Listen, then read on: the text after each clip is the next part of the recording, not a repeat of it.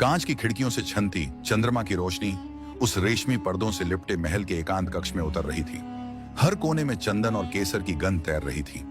झील के पार से आती बांसुरी की आवाज और शंख की हल्की प्रतिध्वनि जैसे इस रात के रहस्य में किसी तंत्र का आह्वान कर रही थी। उस कक्ष के मध्य रेशमी पलंग पर लेटी थी वह रानी सुरंगना। दर्पण के सामने बैठी वह अपने लहराते बालों को संवार रही थी, लेकिन उसका ध्यान वहां नहीं था। उसके नेत्र दूर क्षितिज की ओर देख रहे थे, जहां से उसे आने वाले कदमों की आहट सुनाई देती थी। न सिर्फ एक पुरुष की, बल्कि एक राजसी जंतु की, जिसे वो अपने हाथों से वश में करने जा रही थी। रानी सुरंगना का सौंदर्य ऐसा था कि मंदिरों में मूर्तियां उसकी छाया देखकर जल उठती। उसकी काया में रक्त की लाली नहीं, रेशम की नमी थी। उसकी चाल में लचक नहीं, शासन की गरिमा थी। लेकिन इस गरिमा के पीछे छिपा था एक ऐसा अधूरापन जो दिन के उजाले में सिंहासन पर नहीं, बल्कि रात की चुप्पियों में उसके बिस्तर पर करवट बदलता था। वह रानी थी पर स्त्री भी। वह देवी थी पर शरीर से बनी। वह शासन करती थी पर अंदर से शून्य थी। इस अधूरेपन को भरने के लिए वह केवल मंत्रियों या नृत्यकारों की कहानियां नहीं सुनती थी। वह इंतजार करती थी उन पुरुषों का जिनकी आत्मा में आग हो या मूर्खता इतनी हो कि वे उसे देवी नहीं औरत समझ सकें। और उस रात एक ऐसा ही पुरुष आ रहा था। राजा वीरेंद्र, पूर्वी द्वीप का अधिपति, युद्धों में अपराजित किंतु स्त्रियों की चालों से अनभिज्ञ। वह राजनीति में बालक था पर तलवार की धार पर नाचता था। उसकी सबसे बड़ी कमजोरी थी उसकी सरलता, और यही सरलता सुरंगना के लिए सबसे सुंदर हथियार थी। रानी ने अपने वस्त्र बदले।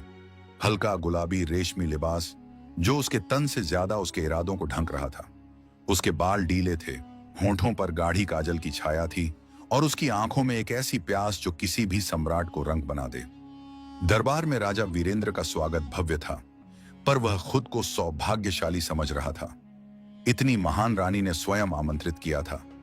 युद्ध जीतने से भी बड़ी जीत उसके पुरुषत्व की प्रतीत हो रही थी। शाम को भोज में सुरंगना ने विशेष आमंत्रण दिया, केवल 2 के लिए। वो कमरा जहां चांदी की थालों में केसर युक्त दूध और सूखे मेवे रखे थे, असल में भोजन का नहीं, वासना का कक्ष था। रानी ने जैसे ही राजा वीरेंद्र को देखा, उसकी आंखों में एक निरीह पशु की झलक थी। उसकी भुजाएं मजबूत थीं, लेकिन उसकी आत्मा में रानी के प्रति सम्मान और शायद आकर्षण भी। राजा वीरेंद्र, सुरंगना की आवाज में रेशम से ज्यादा आग थी। आप मेरे राज्य के नहीं, मेरे आमंत्रण के कारण यहां हैं। वीरेंद्र ने हल्की मुस्कान दी। रानी, आपके निमंत्रण की सौभाग्यवती बात है। आपके सौंदर्य की चर्चा तो 7 दरबारों तक है। मैं केवल दर्शन की इच्छा से आया था। दर्शन? रानी उसकी ओर बढ़ी। क्या आप जानते हैं कि स्त्री के भी कई प्रकार होते हैं? एक वो जो केवल पुरुष की छाया में रहकर जीती है, और एक वो जो छाया बनाकर पुरुष को छिपा देती है। राजा थोड़ा असहज हुआ, पर सुरंगना पास आकर उसकी तलवार की मूठ पर हाथ रखती है। तुम युद्ध जीत कर आए हो, पर क्या तुम खुद को मुझसे बचा पाओगे? वीरेंद्र की आंखों में चमक और डर दोनों थे। उसने धीरे से कहा, मैं युद्ध भूमि में घायल हुआ हूं, पर रानी के कक्ष में शायद हारने को भी तैयार हूं। सुरंगना मुस्कुराई। ये वही क्षण था जब उसका मन कहता था, ये राजा अब उसका है। उसका शरीर, उसकी आत्मा, सब उस पल से उसकी वासना की आग में झुलसने वाले थे। कमरे में अब सिर्फ 2 ही सांसें थीं, एक रानी की जो हर पुरुष को बांध लेने का सामर्थ्य रखती थी, और दूसरी राजा की जो आज पहली बार अपने हथियारों के बिना किसी के सामने खड़ा था। सुरंगना उसके करीब आई और उसके कंधे पर हाथ रखते हुए धीमे से बोली, शरीर से बड़ा कोई सत्य नहीं होता वीरेंद्र, और इस सत्य को समझने के लिए तुम्हें मेरी आंखों में नहीं, मेरी त्वचा पर उतरना होगा। राजा की धड़कनों ने उसके वक्ष में संग्राम छेड़ दिया था। उसके होंठ सूख रहे थे, जबकि सामने खड़ी रानी उसके बहुत करीब, बस कुछ सांसों की दूरी पर थी। सुरंगना ने अपने हाथ से उसका जड़ाऊ अंग वस्त्र धीरे धीरे खोलना शुरू किया। वह हर गांठ खोलते हुए उसकी आंखों में झांकती रही, जैसे देख रही हो कि वह डर रहा है या समर्पण कर रहा है। और उसे वो समर्पण ही चाहिए था। युद्ध में जीते हुए वीरों से नहीं, रानी को ऐसे राजाओं से प्रेम था जो उसके सामने झुक जाई, न सत्ता में न बल में, बल्कि वासना में। वीरेंद्र का चित्त अब धीरे धीरे कांपने लगा था। वह खुद को रोक नहीं पा रहा था, जैसे जैसे रानी उसके वस्त्र उतारती, उसका शरीर घबराने के बजाय और अधिक जागृत होता जा रहा था। यह रानी कोई साधारण स्त्री नहीं थी। यह स्त्री नहीं, कोई चमत्कारी अग्नि थी जो छूकर राख नहीं बनाती, बल्कि जलाकर अमर कर देती है। रानी ने अपने वस्त्रों को खुद से धीरे धीरे अलग किया। कंधे पर रेशमी पट्टा खिसकते ही वह उस मुकाम पर आ खड़ी हुई जहां देवताओं ने भी उसकी छवि देख काम वासनाओं को त्याग दिया होता। रानी का शरीर चांदनी की रोशनी में चमकता हुआ एक ऐसी पवित्र अग्नि लग रहा था जिसे छूने से शरीर जल भी सकता है और पुनर्जन्म भी पा सकता है। वीरेंद्र ने कांपते हाथों से उसका हाथ थामा। मैं कुछ नहीं जानता रानी, उसकी आवाज में एक बच्चा बोल रहा था।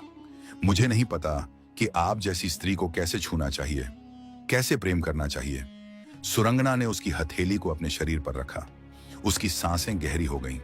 तुम्हें कुछ जानने की जरूरत नहीं, मैं खुद तुम्हें सब सिखाऊंगी। स्त्री का शरीर ग्रंथ नहीं, अनुभव है, और आज तुम उस अनुभव के पहले पाठ में हो। और फिर वह रात्रि केवल स्पर्श की नहीं रही, वह शिक्षण की रात बनी।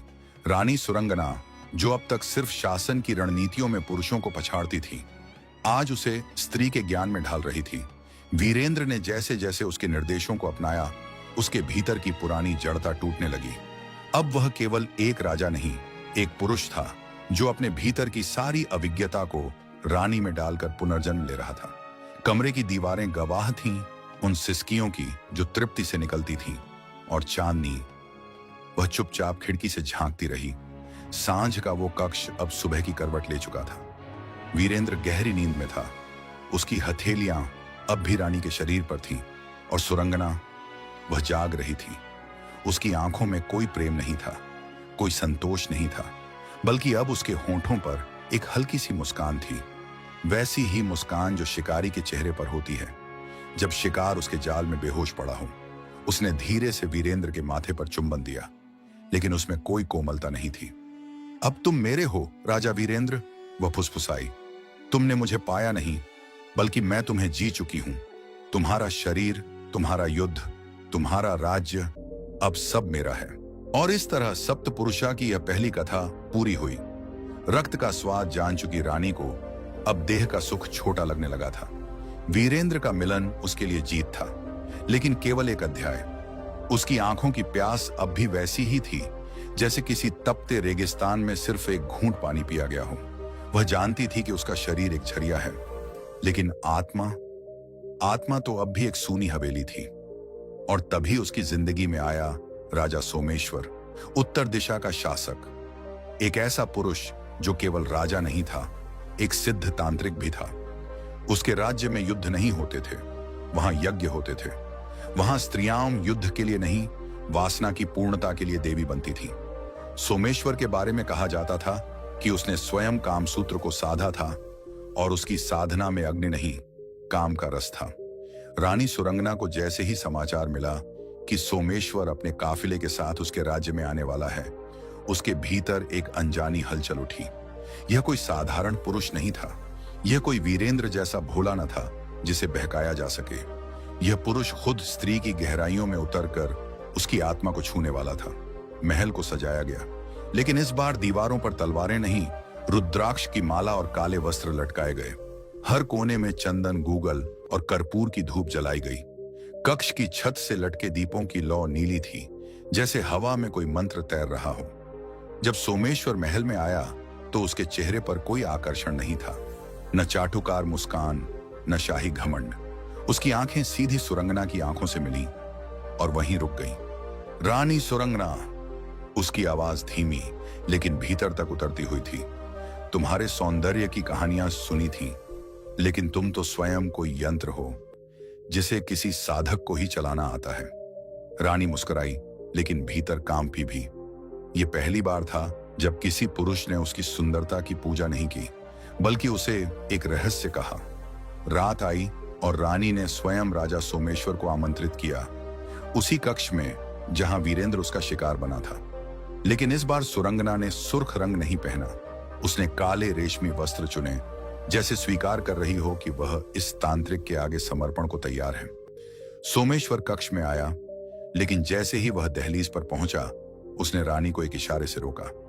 यह कमरा तुम्हारा है रानी, इसमें तुमने शरीर को पूजा है, लेकिन आत्मा के लिए हमें दूसरी दिशा में जाना होगा।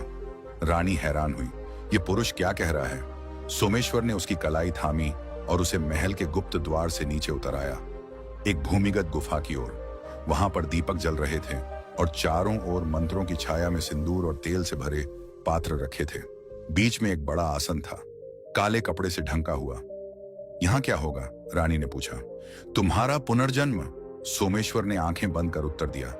अब तक तुमने पुरुष को सिर्फ छूना जाना है, अब पुरुष तुम्हारे भीतर उतरकर तुम्हारे ही छिपे रूप को जगाएगा।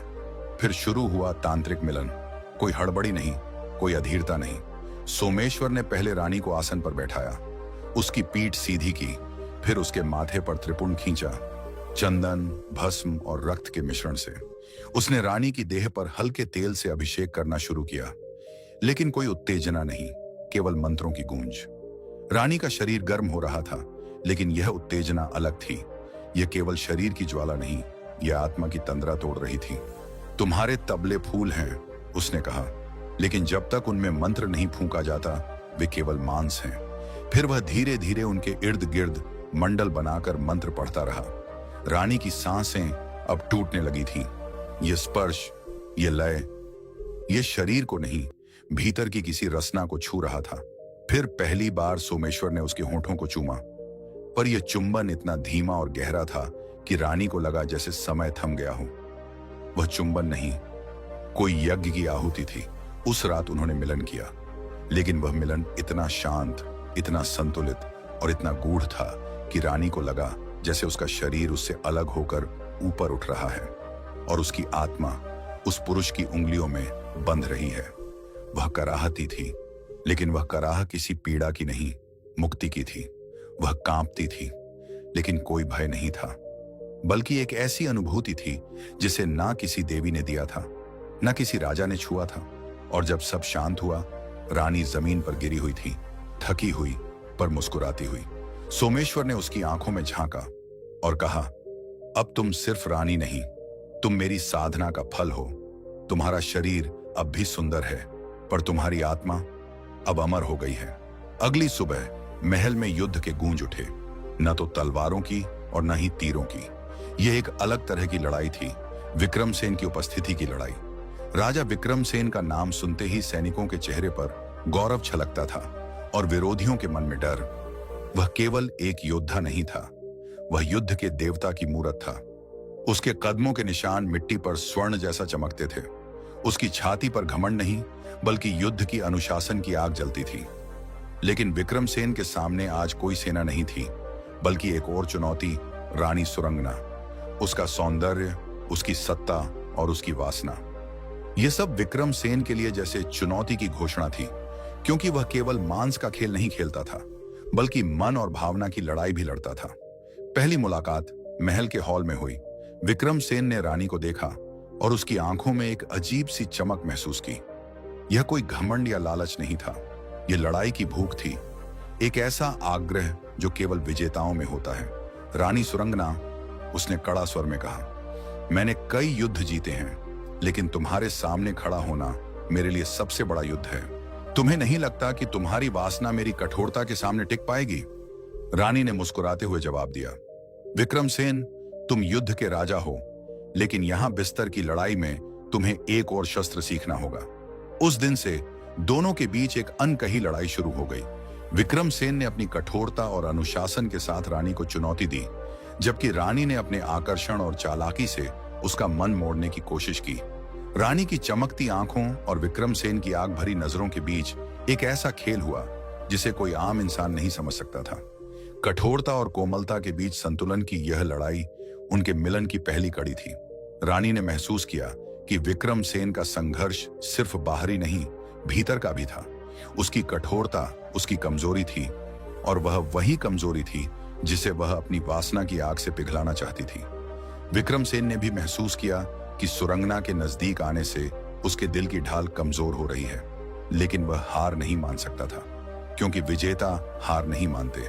और फिर एक रात महल के उस कक्ष में जहां वीरेंद्र और सोमेश्वर आ चुके थे, विक्रमसेन ने रानी से सामना किया।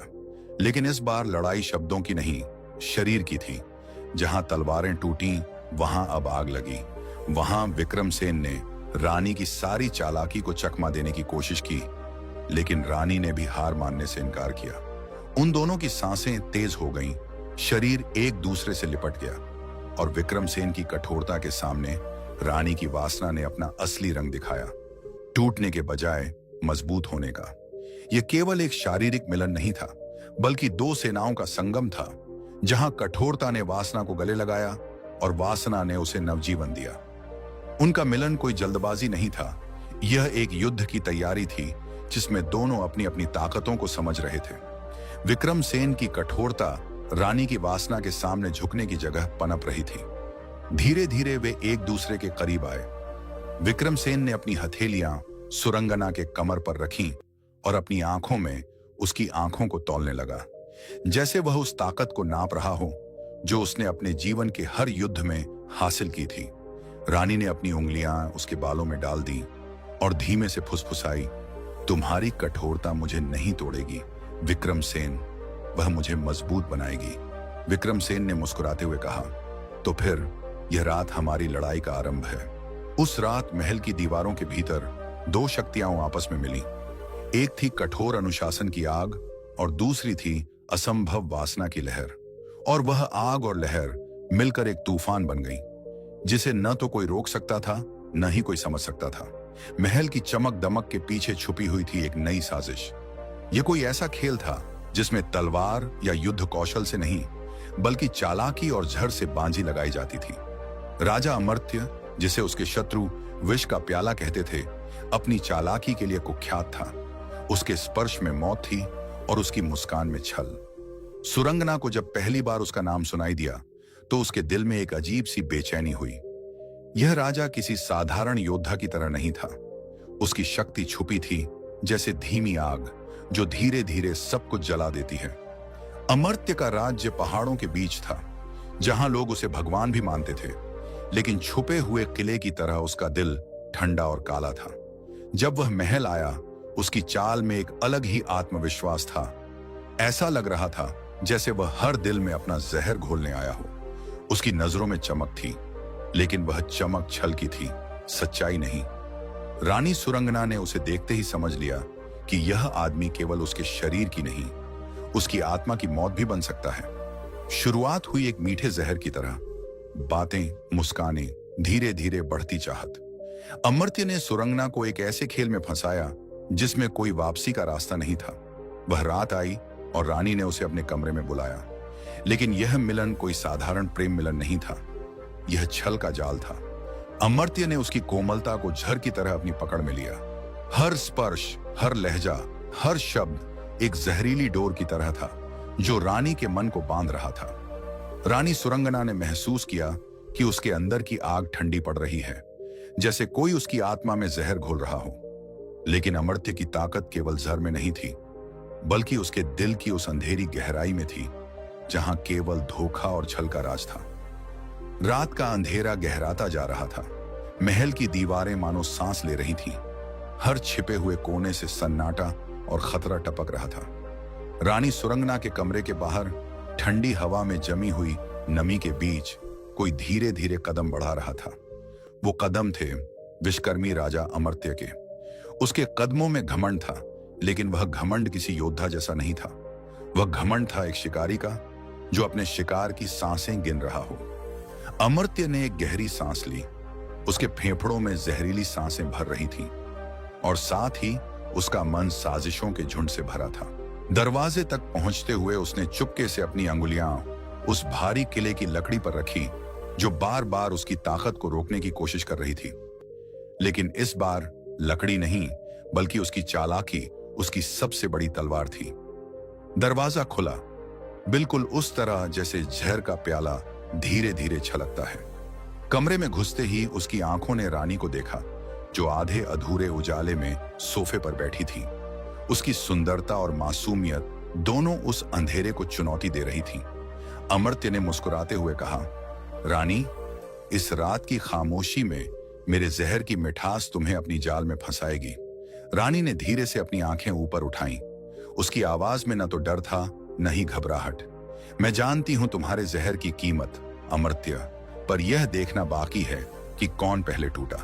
वह धीरे धीरे उसके करीब आया। उसकी हर हरकत में छल था, हर स्पर्श में एक जहरीली छुअन।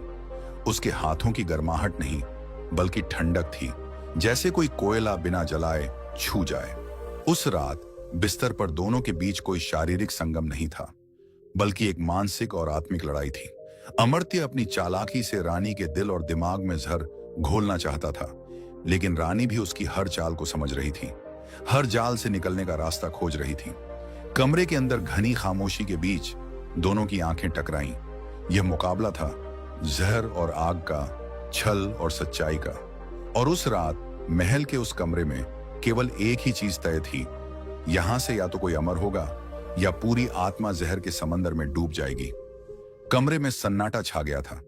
अमर्त्य की आंखों में चमक थी, पर रानी सुरंगना की दृष्टि में अब भय नहीं, बल्कि अटल दृढ़ता थी। जहर घोलने वाला अब खुद जहर के सामने थम चुका था। अमर्त्य ने धीमे स्वर में कहा, सोचती हो मेरी चालों से बच जाओगी? ये जहर तुम्हारे खून में घुल जाएगा और तुम्हारा साम्राज्य खत्म हो जाएगा। रानी ने ठंडी हंसी में जवाब दिया, तुम्हारा जहर मेरे भीतर नहीं, मेरे इरादों में घुलेगा। तुम जैसे विष के प्याले मुझे कमजोर नहीं कर सकते। मैं अपनी आग से उस जहर को भस्म कर दूंगी। उसने उठकर अपने भेद छिपाने वाली मूरत को हटाया और अपनी असली ताकत का परिचय दिया। वह ताकत जो न तो छल से डरे न धोखे से झुके। अमर्त्य के लिए वह रात एक बड़ा झटका थी। उसे एहसास हुआ कि जो रानी उसके जहरीले खेल में फंस गई, वह किसी भी कीमत पर टूटने वाली नहीं थी। अमर्त्य ने धीरे धीरे अपने कदम पीछे किए। यह लड़ाई अभी खत्म नहीं हुई रानी, उसने फुसफुसाते हुए कहा, पर आज के लिए तुम्हें मेरी चाल समझनी होगी। रानी ने उसकी पीठ देखकर मुस्कुराते हुए कहा, तुम्हारी चालों का अंत भी होगा अमर्त्य, और तब मैं उस जहर को तुम्हारे ही गले में उतार दूंगी। अमर्त्य दूर हो गया, पर उसकी छाया अभी भी महल के गलियारों में घूम रही थी, जैसे कोई भूखा शेर जो अपने शिकार की खोज में वापस लौटेगा। और रानी सुरंगना अपनी वासना, सत्ता और आत्मा की आग के साथ फिर से खड़ी हो गई थी, इस बार और भी मजबूत और उस जहर से भी पार पाने को तैयार। अगली रात महल पर फिर छा गई एक अजीब सी खामोशी। न तो हवा ने सरसराहट की, न दियों की लौ ने झपकियां ली, जैसे पूरा महल उस घातक खेल की तैयारी में डूबा हुआ हो जो अभी समाप्त नहीं हुआ था। रानी सुरंगना ने अपनी सजावट उतार दी थी। लाल मखमली चुनरी को ध्यान से मोड़ा और अपनी मांसल गर्दन पर जटिल सोने की माला पहनी। उसकी आंखों में सिर्फ एक ही मकसद था, जहर के उस प्याले को स्वाद चखाकर उसे उसकी ही चाल में फंसाना। वह जानती थी कि अमर्त्य फिर आएगा। उसके जहर भरे स्पर्श, उसके छल, उसकी चालें, सब कुछ। लेकिन अब रानी ने सीख लिया था, उसकी अपनी आग ने उसे तैयार कर दिया था। जब अमर्त्य ने महल के उस कमरे का दरवाजा खोला तो उसकी चाल में पहले जैसी विनाशकारी ठंडक नहीं थी। वह अब एक चालाक शिकारी से ज्यादा एक सावधान शेर की तरह था, जो अपने शिकार की ताकत समझ चुका था। सुरंगना, वह फुसफुसाया, तुमने कल रात मेरा जहर नहीं झेला, बल्कि उसका स्वाद चखा लिया। पर क्या तुम्हारे पास मेरे जहर से लड़ने की हिम्मत है? रानी ने मुस्कुराते हुए कहा, मेरे अंदर की आग तेरे जहर से कहीं ज्यादा तेज है अमर्त्य। आओ, दिखाओ अपनी असली ताकत। कमरे की दीवारों पर छिपे हुए दियों की लौ ने उनकी परछाइयों को दीवार पर जिंदा कर दिया। दोनों की आंखों में एक दूसरे को समझने की आग जल रही थी। अमर्त्य ने अपनी जहर भरी चाल शुरू की। धीमे धीमे उसने रानी के शरीर को स्पर्श किया। उसकी उंगलियां उसकी कलाई पर, उसके गले पर गईं, जहां उसकी त्वचा सबसे कोमल थी। उसने सोचा कि यह स्पर्श ही उसकी हार का कारण बनेगा, लेकिन रानी ने अपने अंदर छुपी अग्नि को जगाया। उसने अपने तन की हर एक नस को अपने स्वामित्व में ले लिया। उसकी आंखें गहरी हो गईं, जैसे कोई आग के भीतर एक समंदर जल रहा हो। जब अमर्त्य का हाथ उसकी कमर से लगा, रानी ने उसे अपनी आग से जला दिया। नफरत और वासना का ऐसा संगम जिससे अमर्त्य झंझोड़ गया। वह जो सोचता था कि वह जहर घोल रहा है, वही जहर अब उसके ही रक्त में समा रहा था। रानी ने अपनी चालाकी से उसे भ्रमित किया, उसकी हर चाल को पलट दिया। अमर्त्य की जहर भरी चालें अब उसकी अपनी मृत्यु के दूत बन गई थीं। उसकी सांसें तेज हुईं, उसकी नजरें धुंधली हो गईं और अंत में वह जमीन पर गिर पड़ा, एक ऐसे शेर की तरह जो अपने ही शिकार की जाल में फंस गया। रानी ने उसके गले से उसकी पगड़ी उतारी जो उसके राज्य का प्रतीक थी। उस पगड़ी के साथ वह न केवल अमर्त्य का राज्य हड़प रही थी, बल्कि उसकी जहर भरी विरासत को भी खत्म कर रही थी। उस रात से महल की गाथा बदल गई। जहां पहले जहर और छल का राज था, वहां अब आग और शक्ति का शासन हुआ। रानी सुरंगना ने न केवल एक विश्वकर्मी को हराया, बल्कि अपनी आत्मा की सच्चाई और अपनी वासना की शक्ति का प्रमाण भी दे दिया। आगे की कहानी के लिए बने रहें। वीडियो पसंद आई हो तो लाइक जरूर करें।